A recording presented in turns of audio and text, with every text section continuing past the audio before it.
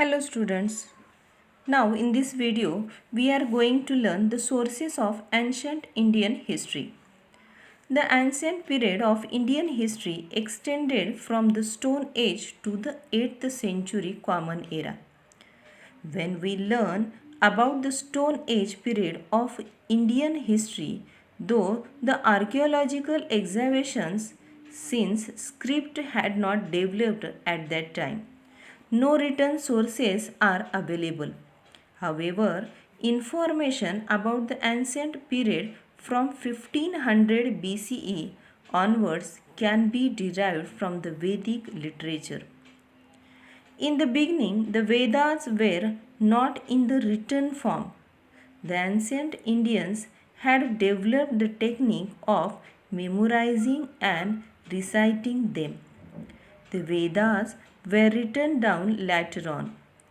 The Vedas and the post-Vedic literature form an important source of ancient Indian history.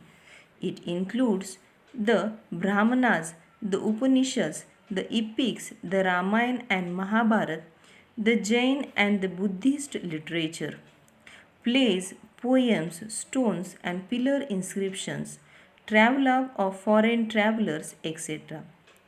We also learn about the ancient Indian history through the material sources like archaeological remains, ancient monuments and coins found in excavations. Now students, last point I will explain. Precautions to be taken while writing history. So this point is very much important.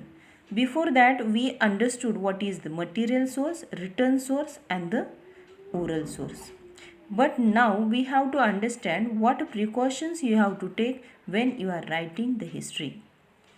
It is necessary to take precautions while using these sources to write history.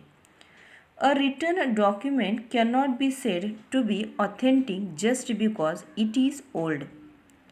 It needs to be examined critically as to who wrote it, why and when it was written. The conclusion drawn on the basis of various genuine documents have to be cross-checked and corroborated with one another. A critical analysis is very important in the writing of history. So students, now I hope you understood this lesson, the sources of history, how we are getting the information about our history. Thank you.